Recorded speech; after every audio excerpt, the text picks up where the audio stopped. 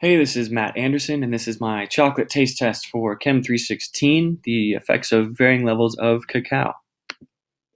So, for my experiment, I used Lindt. I used their Excellence brand chocolates, um, and I wanted to test the effect that the varied levels of cacao had on these subjects and their overall preference for these chocolate bars. So, I used the 70%, 85%, and 90% cacao. Um, as you can see in the ingredients, they were all pretty similar. The only difference, which I kind of noticed after my experiment, was the sugar, which I will get into at the end. So qualities I tested were just the initial texture, so whether it was more coarse or less coarse once the chocolate was placed in the subject's mouth. I also wanted to test the change in texture, so the way it melted once the subject began to chew, whether it was a larger change or smaller change. I tested the bitterness of the chocolate. I tested the aftertaste. So just whether once the chocolate was swallowed, whether there was a lingering aftertaste or not. And I also wanted to check how well that aftertaste and kind of the residue of the chocolate blended with milk, because you see milk and chocolate kind of go hand in hand. So I wanted to see if that milk would blend well with it or not. So the testing procedure is pretty straightforward. It was a single blind, so I knew which chocolates I was giving to the subjects, but they didn't. They were just given a random chocolate, and then they were asked to assess and rank these 5 different characteristics that you can see in the ranking chart below. And then I repeated that process for the remaining 2 chocolates, and then afterwards asked them um, to rank their preference on the 3 chocolates, which they liked the most, which they liked the least. So we got to our results, and with the initial texture, you can see that they're all fairly similar. They're all right there in that middle.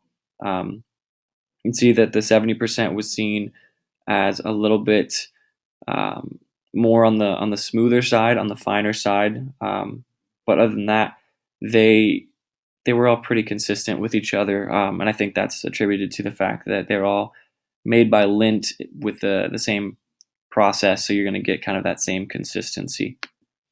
Um, Once they started to chew, you can see that the 70 and 85% are still kind of neck and neck. They're still a little. They have the same sort of qualities as each other. They um, they melted fairly well, whereas the 90% definitely did not. Um, I was told that it was actually difficult to chew and to swallow, that it kind of dried out the subject's mouth, and that it was chalky, um, and just was not very pleasant, apparently. Then with bitterness, you can definitely see a big separation. So the 70% was on the less bitter side, um, whereas the 85% and 90% were still kind of tied with each other and definitely seen as more bitter, which was to be expected.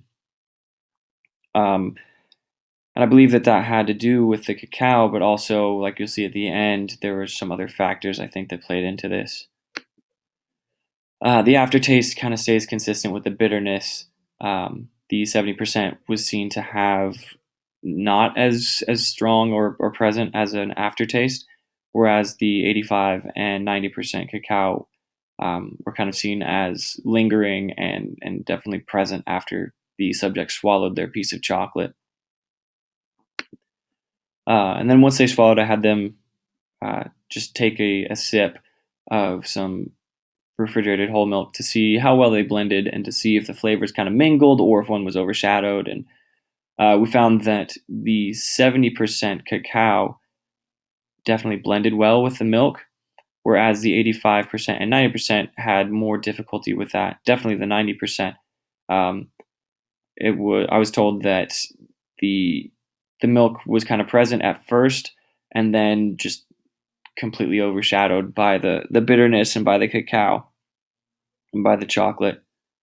Um, that they just they did not get along very well.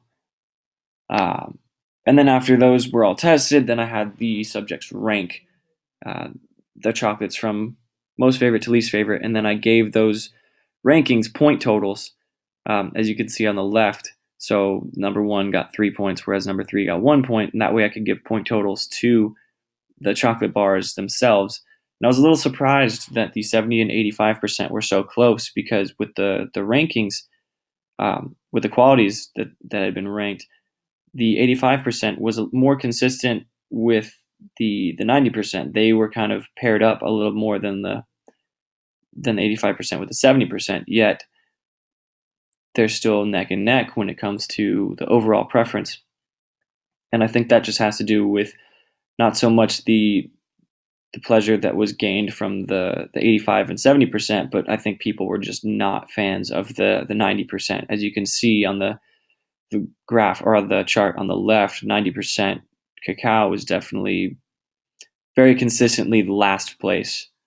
I think that just has to do with it's a little just too aggressive, a little too persistent for the subjects. And so again, I attributed that to the levels of cacao until I went back and looked at the ingredients again and noticed that the sugar in the 70% was much more present than in the others. The sugar was a second ingredient in the 70%, whereas it was overshadowed by the cocoa powder and the cocoa butter in the 85 and 90%. And unfortunately, I think that had a bigger impact on this study than I had intended. I think the sugar, as you can see, the 12 grams in the 70% down to the 3 grams in the 90%. I think people were attracted to that and the sweetness that it provided, as opposed to the extreme bitterness that comes with the higher levels of cacao. So if I had another shot at doing this, if I did this experiment again, I think I would find some chocolates that had a little bit more consistency when it comes to just the levels of sugar. Because, like I said, I think that played a bigger role than I had intended. But overall, I think that the results show that you would get pretty much the same outcome. That the higher levels of cacao were less preferred than the lower levels of cacao and the higher levels of sugar, which again was kind of what I expected. But still, overall, it was a good experiment, and I thank you for watching.